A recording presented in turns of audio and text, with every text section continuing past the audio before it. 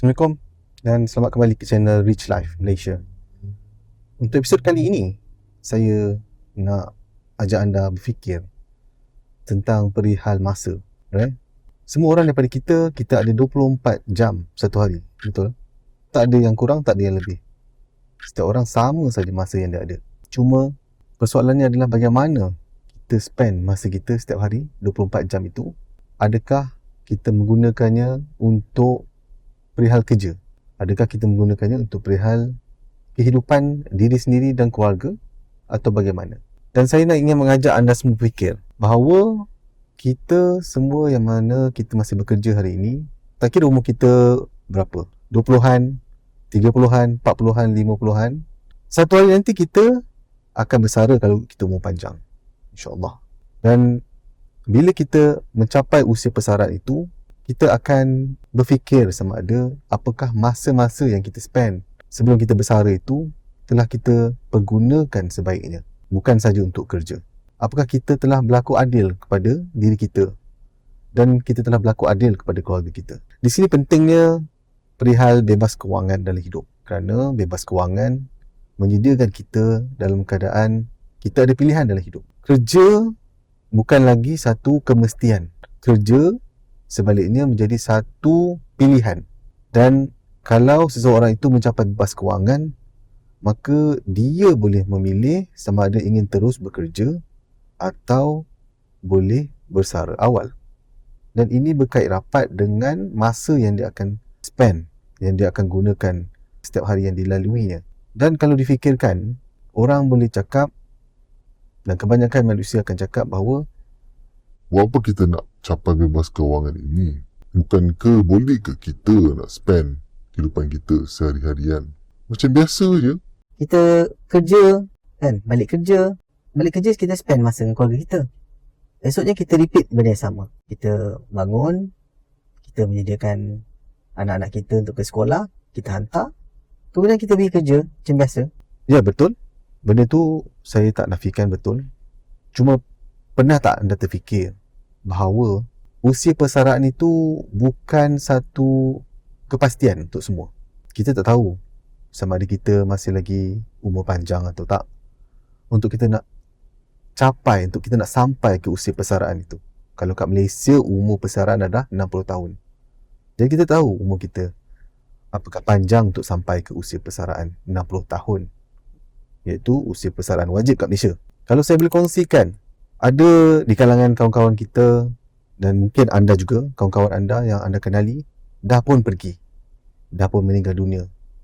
Mungkin di usia 20-an, 30-an ataupun yang terkini dah 40-an, dah pun dijemput olehnya. Maka kita fikirkan tokoh-tokoh yang terkenal di Malaysia seperti P. Ramlee sendiri. Kalau kita kaji sejarah dia, beliau meninggal dunia pada umur 43 dan Allahyarham Sudirman meninggal dunia pada umur 36 kalau tak salah saya. Dan Allahyarham Muqtada Hari, pemain bola sepak negara yang terkenal, meninggal dunia pada usia 36 tahun. Apakah anda ada masa? Anda tidak tahu.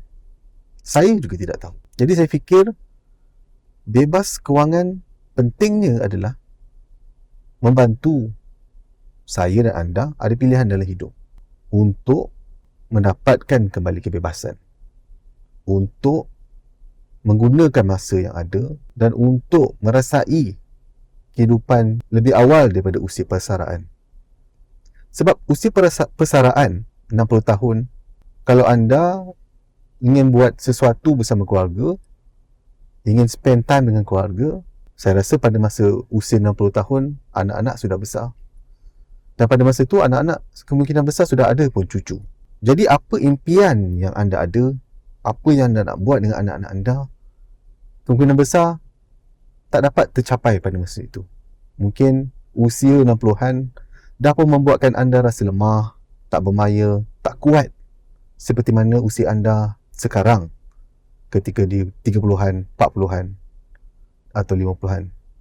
Maka dengan itu, saya ingin kongsikan bahawa bebas kewangan memberikan anda pilihan untuk mengawalkan usia persaraan tu. Daripada umur 60-an, kita boleh anjak ke awal usia persaraan kita.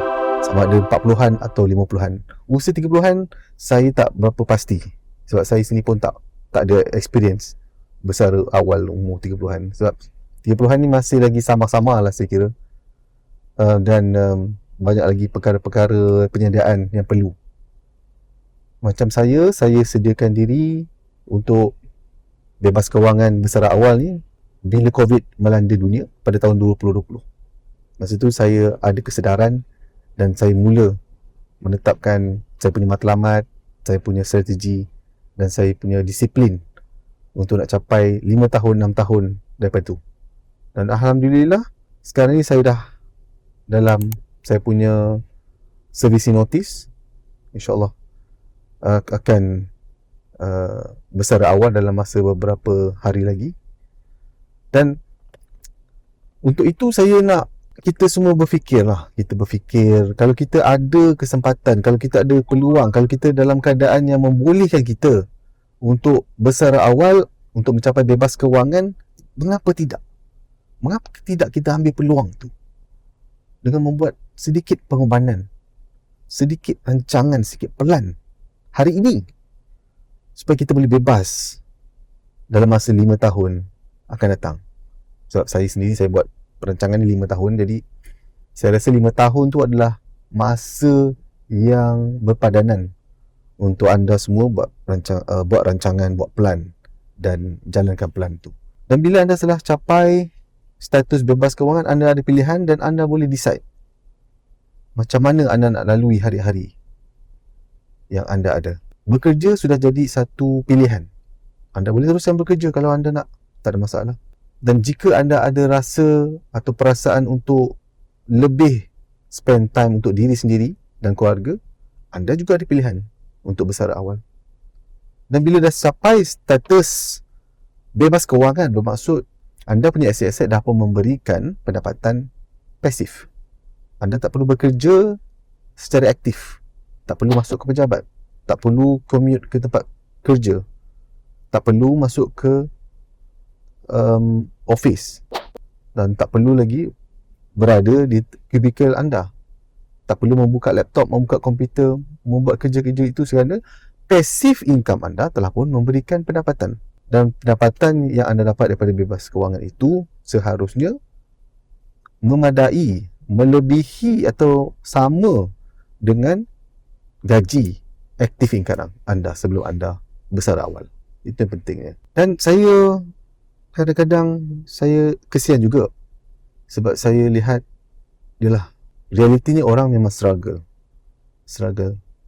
dalam hidup, menyara keluarga, menyara kehidupan, dan sometimes mereka tak nampak akan jalan lain dan mereka sangka bahawa bekerja itu mereka perlu teruskan hari ke hari tanpa ada pilihan. Dan saya ingin membuka minda anda semua bahawa kalau kita benar-benar fikirkan, kita sebenarnya ada jalan lain. Kita ada jalan lain, kita ada cara lain untuk kita nak lalui kehidupan kita. Kehidupan yang mana kita ada pilihan dalam hidup. Dan untuk itu saja perkongsian saya pada kali ini. Saya harap benda ini bermanfaat, boleh membuka minda anda, dan semoga ia membantu anda satu hari nanti dalam melalui kehidupan dari hari ke hari. Dan semoga hari kita bertambah lebih baik, InsyaAllah. Dan semoga kita semua sukses dunia akhirat, sukses dalam agama dan sukses dalam ilmu kewangan. Itu saja. Bertemu lagi dalam video akan datang. Assalamualaikum and bye-bye.